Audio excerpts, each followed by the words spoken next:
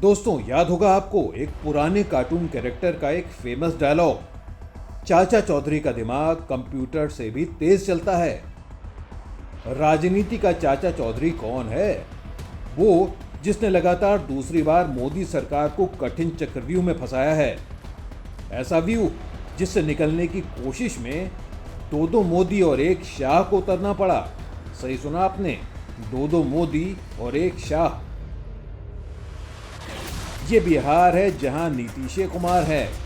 जी, अपने चचा नीतीश कुमार, जो जलेबी रचने में माहिर हैं। लच्छेदार फिरकी जैसी जबान और उतनी ही सधी राजनीतिक बुद्धि। भले ही नीतीश कुमार उसी जुबान की वजह से महिला पुरुष के संबंधों पर पहले उलझे, फिर फिसले और बाद में माफी मांगते दिखे, लेकिन उनका दिमाग अब भी अपने विरोधियों से 2 कदम आगे ही रहा। नीतीश कुमार ने अब ऐसा जाल फेंका है कि सबके सब न बच सकेंगे न पूरी तरह फंस सकेंगे। मुद्दा ही ऐसा है, आरक्षण, रिजर्वेशन, या कहिए असली मुद्दा है जाति, कास्ट फैक्टर।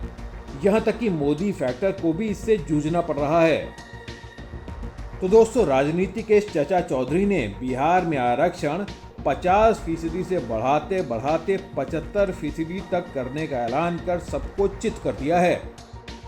सुप्रीम कोर्ट ने आरक्षण की सीमा 50% तय की है, मगर 7 दूसरे राज्यों की तरह नीतीश ने भी इसे ठेंगा दिखा दिया, ये जानते हुए कि बाकी राज्यों की तरह 100% चांस है कि सुप्रीम कोर्ट इस पर रोक लगा दे। लेकिन ऐलान ऐसा है कि चुनाव के पहले पब्लिक के बीच, पिछड़ों के बीच, SC/ST के बीच, OBC के बीच, महादलित, महापिछड़ों के बीच तो मसीहा या हीरो बन ही जाएंगे नीतीश, और बीजेपी समेत बाकी तमाम विरोधी संकट में फंस जाएंगे। जाहिर है, मोदी सरकार पर यह चचा का कैलकुलेटेड अटैक था। 2006 की नेशनल सैंपल सर्वे ऑर्गेनाइजेशन की रिपोर्ट बता चुकी है कि देश में OBC आबादी उस वक्त कम से कम 41% थी। पिछले 17 सालों में OBC आबादी 41% से बढ़कर कम से कम 55 से 60% जरूर हो गई होगी। यानी आधे से ज्यादा देश की आबादी OBC वर्गों से आती है। अब ऐसे में मोदी सरकार के सेनापतियों को कुछ तो करना पड़ता। सवाल यह है कि क्या करते? पार्टी क्या बिहार मॉडल को बीजेपी शासित दूसरे राज्यों में लागू कर पाएगी? क्या योगी आदित्यनाथ उत्तर प्रदेश में आरक्षण 65 से 70% देने का ऐलान कर पाएंगे, जहां अकेले OBC आबादी ही 52% है? SC/ST मिला दें तो यह आंकड़ा 75% हो जाता है। महाराष्ट्र में भी बीजेपी इस चाल में फंस सकती है, इसीलिए विपक्ष ने लगातार दबाव बना रखा है। हम तो उनको प्रधानमंत्री ही कहेंगे, लेकिन वो हमेशा कहीं भी जाते हैं, वो कहते हैं मैं बहुत गरीब हूं, ये लोग सहन नहीं कर रहे। तो ये गरीब फिर जनगणना क्यों नहीं कराता? ये गरीब तो गरीबों को नहीं देख रहा, सिर्फ अमीरों को देख रहे, अदानी को देख रहे, अंबानी को देख रहे। ऐसे OBC वोटर में अगर ये संदेश चला गया कि उन्हें ज्यादा आरक्षण देने की चिंता सिर्फ नीतीश, राहुल या विपक्ष को ही है और बीजेपी टाल मटोल कर रही है, तो 2024 के चुनाव में ये घातक साबित हो सकता है। वैसे भी बीजेपी ने OBC वोटरों को हिंदू वोटर की आइडेंटिटी देकर अपनी तरफ रखने में सालों साल खासी मेहनत की है। वो सारी मेहनत व्यर्थ चली जाती। और वैसे भी सिर्फ अगड़ी जातियों के वोट बीजेपी को पूरे देश में चुनाव नहीं जितवा सकते। सो नरेंद्र मोदी और बीजेपी ने यहाँ 4 काम किए, 4 मोर्चे खोल दिए। पहला काम ये किया कि हर चुनावी रैली में मोदी ने अपनी कास्ट आइडेंटिटी सामने रखनी शुरू कर दी। कहा कि वो खुद भी OBC समुदाय के हैं और विपक्ष उन्हें सुबह शाम गाली देता है। SC/ST, OBC इन समाज के प्रभावशाली नेतृत्व को कांग्रेस ने कभी उभरने नहीं दिया। इनकी यही दरबारी मानसिकता है जिसके कारण ये दिन रात, सुबह शाम बाकी सब काम भूल जाते हैं, एक काम कभी नहीं भूलते, और वो काम है सुबह शाम मोदी को गाली देना। ये पूरे ओबीसी समाज को गालियां देने लगे हैं। दूसरा अटैक पीएम मोदी ने विपक्ष की साख पर किया। कांग्रेस राहुल और नीतीश को दलित विरोधी करार दिया और उसके लिए ओबीसी समाज का बही खाता खोल दिया। एक ट्राइबल महिला को राष्ट्रपति बनाना हो या फिर राजस्थान के दलित अफसर हीरालाल समारिया को देश का मुख्य सूचना आयुक्त यानी चीफ इंफॉर्मेशन कमिश्नर बनाना हो, पार्टी ने अपने हर फैसले का गुणगान जमकर किया। दोस्तों ध्यान दीजिए, समारिया राजस्थान के हैं, दलित हैं, राजस्थान में ही विधानसभा चुनाव है और दलितों का खासा वोट बैंक भी। जब पूर्ण बहुमत बीजेपी को मिला और देश में पूर्ण बहुमत वाली सरकार का पहला ओबीसी प्रधानमंत्री बनाने का आपने मुझे अवसर देकर के एक ओबीसी का सम्मान किया था। भाजपा देश की एकमात्र पार्टी है जो ओबीसी समुदाय को सबसे ज्यादा प्रतिनिधित्व देती है। केंद्र की एनडीए सरकार में 27 ओबीसी मंत्री है, जो अब आजादी के बाद पहली बार इतनी बड़ी तादाद में ओबीसी मंत्री केंद्र सरकार का नेतृत्व कर रहे हैं। आज देश में बीजेपी के 85 ओबीसी एमपी है।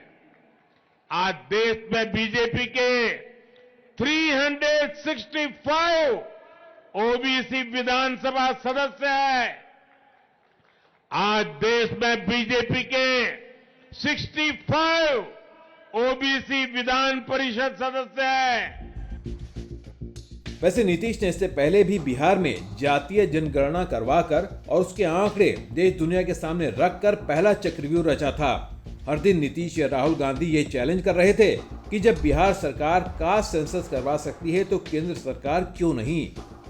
अगर केंद्र सरकार जाति आधारित जनगणना पूरे तौर पर करा करके, और हम तो आग्रह करेंगे उनसे भी कि आर्थिक स्थिति की भी पूरी जानकारी सबका ले लीजिए और उसी से और नीतियां वहां से बना दीजिए, और जो कुछ भी रिपोर्ट है सब हम लोग केंद्र सरकार को भी ये सारी बातों को भेज देंगे कि आप लोग भाई आगे और जो करना है करिए। बिहार एक गरीब राज्य है, इसको विशेष राज्य का दर्जा दे दीजिए।